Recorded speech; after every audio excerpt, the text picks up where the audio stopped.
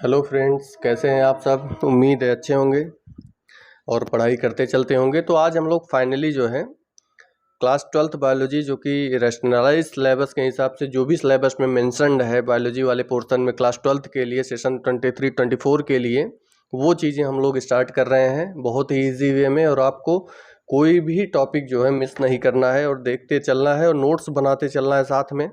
किस तरीके से हम लोग अभी तक जो है करते आए हैं वही चीज़ें जो है टॉपिक पढ़ेंगे, क्वेश्चन सॉल्व करेंगे। तो जो भी प्रीवियस ईयर में क्वेश्चंस पूछे गए होंगे नीट के, वो सब आपके यहाँ से सॉल्व होंगे। और उसके लिए अगर आपने चैनल को सब्सक्राइब नहीं किया तो ज़रूर कर लीजिए, ताकि लेटेस्ट वीडियो जो भी आए आपके पास जो है नोटिफिकेशन पहुँचे और आपकी पढ़ाई चलती रहे। तो इस चैप्टर को शुरुआत करने के लिए सबसे पहले हमको ये समझना होगा कि सेक्सुअल रिप्रोडक्शन होता क्या है। तो इसके लिए जो है मैंने प्लेलिस्ट में एक वीडियो है क्लास 11th वाला, उस पर जा करके आप देख लीजिएगा। तो उसमें जो हम लोग diversity in the living organism हम लोग पढ़ रहे थे, तो उसमें मैंने थोड़ा सा पोर्शन डिस्कस किया था सेक्सुअल रिप्रोडक्शन के लिए। तो वैसे आप लोग क्लास 12th में पहुंच गए होंगे तो आप लोगों ने पढ़ा होगा कि सेक्सुअल रिप्रोडक्शन में बाई पेरेंट्स इन्वॉल्व होते हैं, मियोसिस होती है, वेरिएंट्स आते हैं। ये वेरिएंट्स क्यों बनते हैं, क्यों हम लोग 100% अपने मदर फादर की तरह क्यों नहीं दिखते हैं, इसका रीज़न हमको पता है कि एक तो मियोसिस होती है, रिडक्शनल डिवीज़न होता है, दूसरा रिकॉम्बिनेशन होता है, तीसरा क्रॉसिंग ओवर होता है, चौथा हो सकता है म्यूटेशन की वजह से भी वेरिएशन आता है। तो sexual reproduction in flowering plant पढ़ रहे हैं हम लोग, तो यहाँ पे फ्लावर के बारे में थोड़ा सा देखेंगे, फिर किस तरीके से टॉपिक को पढ़ेंगे उसके बारे में समझेंगे। तो चलिए हम लोग स्टार्ट करते हैं। फ्लावर के बारे में थोड़ा सा अगर हम बात करें इन जनरल इंट्रोडक्शन में, तो फ्लावर एक फैसिनेटिंग ऑर्गन है एंजियोस्पर्म का। बहुत सारे aesthetic, ornamental, social, religious and cultural values हैं इसकी। बहुत बार फ्लावर्स को यूज़ किया जाता है as a symbol for love, affection, happiness, grief और मॉर्निंग एट्सेट्रा के लिए जो है फ्लावर का यूज़ किया जाता है। आपको ये चीज़ें पता है। और फ्लावर की बहुत सारी ऑर्नामेंटल वैल्यूज़ भी होती हैं। तो जैसे ऑर्नामेंटल वैल्यूज़ वाले फ्लावर कौन से हैं? रोज़ हो गए, डालिया हो गया, ट्यूलिप्स हो गया, marigold, hibiscus, cosmos, Columbia and toad lily. These are the examples of ornamental values flower. अब अगर बात करें सोशल एंड कल्चरल सेलिब्रेशंस के लिए कौन कौन से फ्लावर का इस्तेमाल किया जाता है, तो कल्चरल सेलिब्रेशन के लिए हमको पता है मैरीगोल्ड, जैस्मीन, ऑर्चिड्स, रोज़, डालिया, ये सब सोशल और कल्चरल सेलिब्रेशन के लिए यूज़ किए जाने वाले फ्लावर्स हैं। अब यहाँ पे एक टर्म आता है कि फ्लोरिकल्चर क्या है और फ्लोरिकल्चरिस्ट क्या है। जो फ्लावर की खेती करते हों उनको फ्लोरिकल्चरिस्ट बोलेंगे, और फ्लावर की खेती करने की पूरी प्रोसेस को जो फ्लोरिकल्चर बोलेंगे। तो इसको अगर एक शब्द में डिफाइन किया जाए तो it is a division of ornamental horticulture that deals with growing, selling and arranging flower and ornamental plants. That is called floriculture, and the person who do this floriculture is known as floriculturist. तो I hope आपको ये चीज़ समझ में आ गई। छोटा सा term है, chapter की स्टार्टिंग कर रहे हैं तो हम ये मान के चल रहे हैं कि हम जीरो से स्टार्ट कर रहे हैं। और जिन स्टूडेंट्स को ये लगता है कि उनको बहुत आ रहा है तो ठीक है, वो अभी जो है कोई और सब्जेक्ट जाके पढ़ लें। तो यहाँ से अभी हम जीरो से स्टार्ट कर रहे हैं, तो हर एक चीज़ के बारे में कोई भी चीज़ छूटनी नहीं चाहिए नीट पॉइंट ऑफ व्यू से। इसके लिए हम जो है हर एक बेसिक पॉइंट जो भी लिखा हुआ है एनसीईआरटी में सारी चीज़ें मेंशन करते हुए चल रहे हैं। तो हमें कोई जल्दी नहीं है कि जल्दी से जल्दी हमको पढ़ के ख़त्म करना है, भले ही जो है इंपॉर्टेंट टॉपिक्स छूट जाएँ, इंपॉर्टेंट पॉइंट्स छूट जाएँ। आराम से करेंगे, सारे पॉइंट्स को कवर करते हुए और ईजी वे में चलेंगे। कोई टेंशन, बहुत ही ईजी टॉपिक है, बहुत इंटरेस्टिंग टॉपिक है। हमको समझने को मिलेगा कि किस तरीके से फ्लावर्स अपना रिप्रोडक्शन करते हैं। तो बहुत ही बढ़िया चीज़ें हैं इसमें, बहुत ही अच्छी चीज़ें हैं, बहुत ही लॉजिकल चीज़ें और क्वेश्चंस बहुत पुटअप होते हैं यहाँ पे। तो अगर हम बात करें कि किस तरीके से इस चैप्टर की पढ़ाई करेंगे, तो इस चैप्टर की पढ़ाई कुछ हम लोग इस तरीके से, सबसे पहले अगर सेक्सुअल रिप्रोडक्शन हो रहा है तो मेल एंड फीमेल गैमीट को बनाना होगा। तो इसके लिए हमको फ्लावर का मेल एंड फीमेल स्ट्रक्चर देखना होगा, मतलब फ्लावर का स्ट्रक्चर देखना होगा जिसमें मेल एंड फीमेल फ्लावर को अच्छे से देखना होगा, उनका स्ट्रक्चर क्या है। दूसरा कि फर्टिलाइजेशन से पहले का इवेंट क्या होता है। हमको पता है कि मेल एंड फीमेल गैमीट जब फ्यूज करेंगे तभी जाइगोट बनेगा, उसके बाद ही धीरे धीरे क्लीवेज डिवीजन होकर के जा करके प्लांट्स बनेगा। तो फर्टिलाइजेशन होने से पहले का इवेंट किस तरीके से गैमीट का फॉर्मेशन होता है, मेल गैमीट हो चाहे फीमेल गैमीट हो, उनका फॉर्मेशन कैसे होता है, उनका स्ट्रक्चर कैसे होता है, उसके बारे में पढ़ेंगे। फिर उसके बाद मेल गैमीट को किस तरीके से फीमेल रिप्रोडक्टिव ऑर्गन्स के ऊपर किस तरीके से उनको ट्रांसफ़र किया जाता है, उस प्रोसेस को बोलते हैं पॉलिनेशन। पॉलिनेशन पढ़ेंगे, फिर उनका टाइप पढ़ेंगे कि मतलब मेल गैमीट को पहले मेल स्ट्रक्चर को पढ़ा, मेल गैमीट को बनाया, फिर इस मेल गैमीट को फीमेल रिप्रोडक्टिव स्ट्रक्चर के ऊपर किस तरीके से हम ट्रांसफ़र करते हैं, या प्लांट्स किस तरीके से ट्रांसफ़र करते हैं, वो वाली प्रोसेस पढ़ेंगे। फिर कौन कौन से एजेंट्स हैं जो इस प्रोसेस को करते हैं। फिर कुछ देखेंगे आउटब्रीडिंग डिवाइसेस, फिर पॉलन पिस्टिल का इंटरेक्शन देखेंगे, आर्टिफिशियल हाइब्रिडाइजेशन देखेंगे, उसके बाद डबल फर्टिलाइजेशन देखेंगे, मेल एंड फीमेल गैमीट को फ्यूज करा करके जाइगोट बनाएंगे। फिर उसके बाद जो है नेक्स्ट में हम लोग देखते हैं कुछ प्री फर्टिलाइजेशन इवेंट्स हैं, सॉरी पोस्ट फर्टिलाइजेशन इवेंट होंगे, इसको सही कर लेना आप लोग। पोस्ट फर्टिलाइजेशन इवेंट्स होंगे जिसमें एंडोस्पर्म को पढ़ेंगे, एम्ब्रियो को पढ़ेंगे, अच्छे से सीड के बारे में देखेंगे कि सीड में क्या क्या चीज़ें होती हैं। फिर उसके बाद एपोमिक्सिस एंड पॉलीएम्ब्रियोनी पढ़ेंगे। तो ये सब कुछ जनरल ओवरव्यू रहा कि हमको इतने टॉपिक्स पढ़ने हैं इस चैप्टर में। हर एक टॉपिक से, हर एक पॉइंट से क्वेश्चंस पूछे जाते हैं, बार बार क्वेश्चंस पूछे जाते हैं। तो बिल्कुल भी आपको कोई भी बात अगर मैं बोल रहा हूँ तो उसको स्किप नहीं करना है, वीडियो को शुरू से लेके एंड तक देखना है ताकि आपको प्रोसेस समझ में आ सके। टारगेट यही है कि 24 में जो भी नीट का एग्ज़ाम होने वाला है उसमें आपके अच्छे मार्क्स आएँ। उसके लिए हर टॉपिक को समझाने की जिम्मेदारी मेरी है, समझना आपको है, नोट्स बनाते चलिएगा। तो चलिए अगर हम लोग एक ओवरव्यू देखते हैं कि इस टॉपिक में होने क्या वाला है, उसके बारे में अगर हम समझते हैं। तो एक मेच्योर प्लांट होगा, उस प्लांट में फिर जो है फ्लावर लगे होंगे। फ्लावर में मेल पार्ट भी हो सकता है, फीमेल पार्ट भी हो सकता है, कोई भी हो सकता है।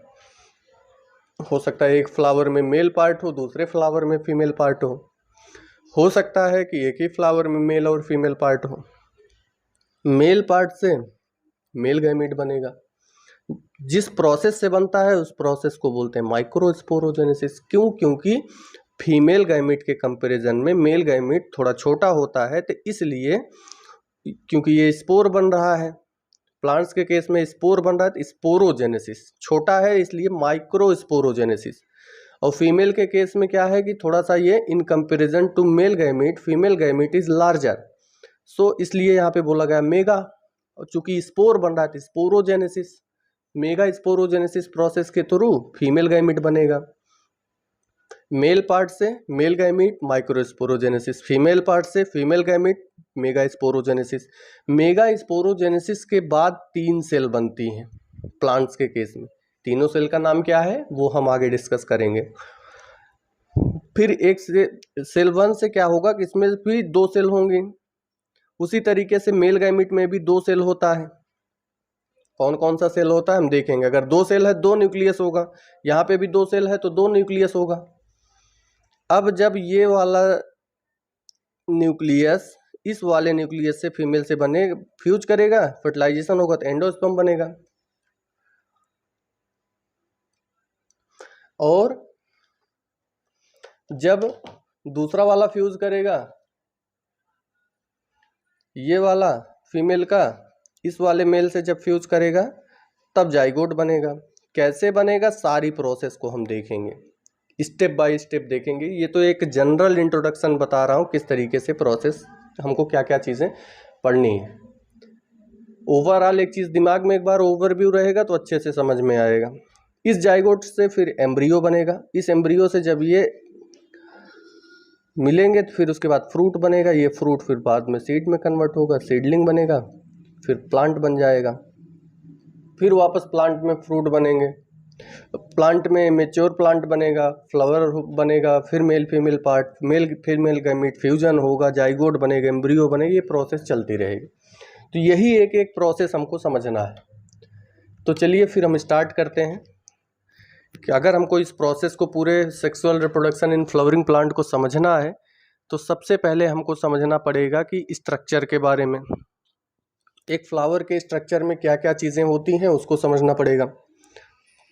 तो अगर हम स्ट्रक्चर ऑफ फ्लावर की बात करें तो एक फ्लावर में सबसे बाहर एक जो अट्रैक्टिव वाला पोर्शन होता है जिसके थ्रू जो है फ्लावर बहुत खूबसूरत दिखता है, उस वाले पोर्शन को बोलते हैं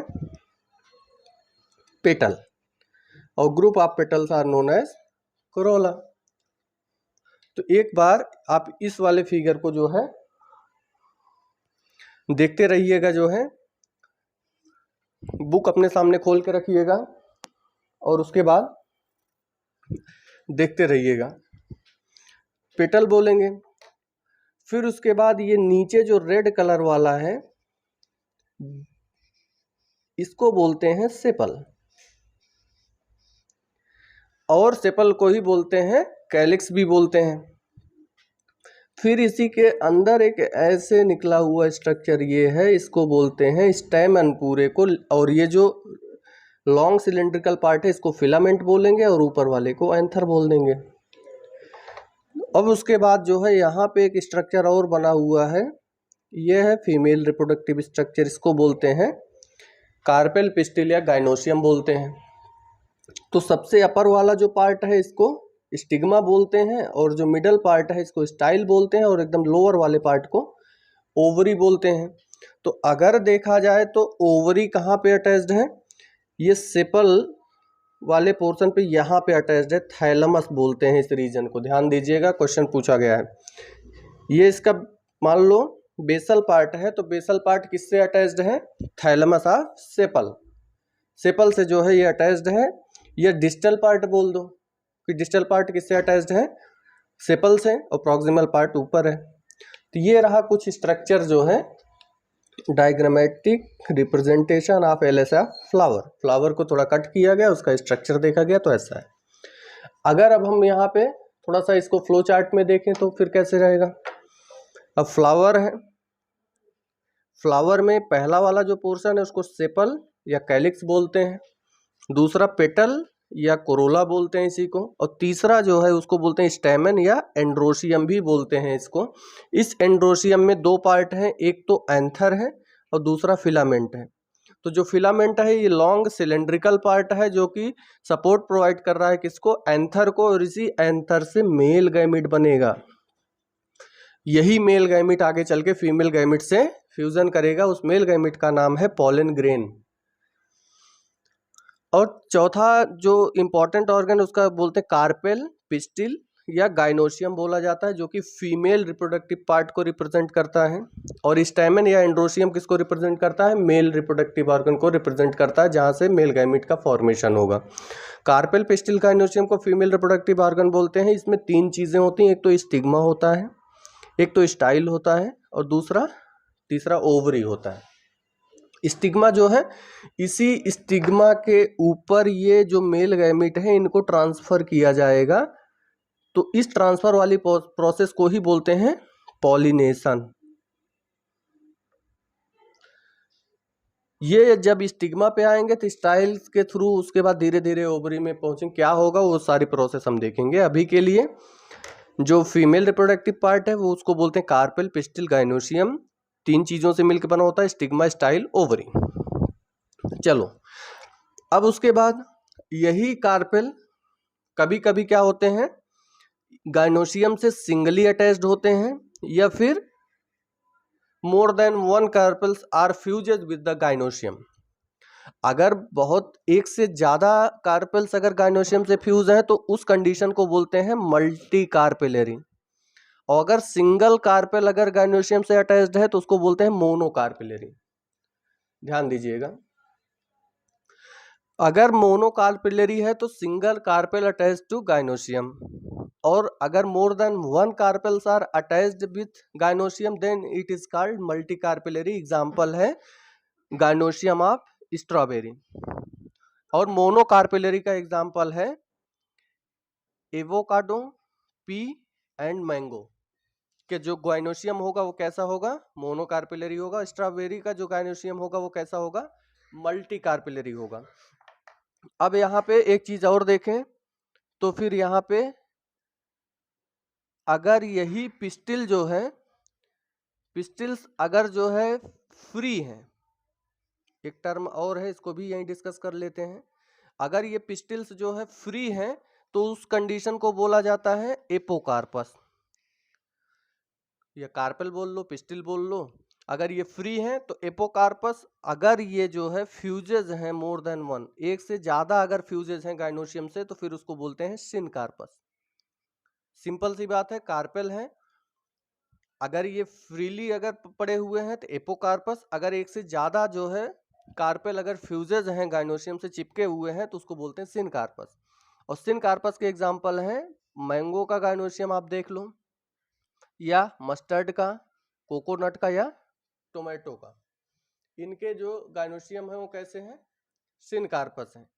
और एपोकार्पस के एग्जाम्पल हैं स्ट्रॉबेरी, रोजेज, या लोटस। तो अगर बात किया जाए कि मैंगो की जो गाइनोसियम होती है, फीमेल रिप्रोडक्टिव पार्ट है, वो किस तरीके से होती है, तो एक तो हम बोलेंगे सबसे पहले कि ये मोनोकार्पिलरी है और दूसरा सिनकार्पस है। ठीक, उसी तरीके से अगर स्ट्रॉबेरी की बात किया जाए तो स्ट्रॉबेरी का कैसा है गाइनोसियम, मल्टी कार्पिलरी है और एपोकार्पस।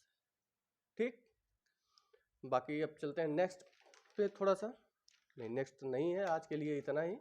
बाकी कल हम देखेंगे कि किस तरीके से मेल गैमेट्स का फॉर्मेशन हो रहा है। कल हम देखेंगे ये पॉलन ग्रेन का फॉर्मेशन कैसे होगा, जो कि मेल गैमेट को रिप्रेजेंट करता है। मेल रिप्रोडक्टिव पार्ट से कैसे बनता है ये, उसके बारे में देखेंगे। एंथर के बारे में देखेंगे कि एंथर कैसा होता है, क्या होता है। फिर उसके बाद जो है फीमेल रिप्रोडक्टिव पार्ट से हम देखेंगे कि किस तरीके से फीमेल गैमेट बनता है, जिसको एम्ब्रियोसाइट वगैरह बोलते हैं। तो आज के लिए इतना ही, बाकी मिलते हैं कल के वीडियो में। तब तक के लिए लाइक, शेयर और सब्सक्राइब जरूर करें, फ्रेंड्स को भी बुलाएं। मिलते हैं कल, तब तक के लिए थैंक यू।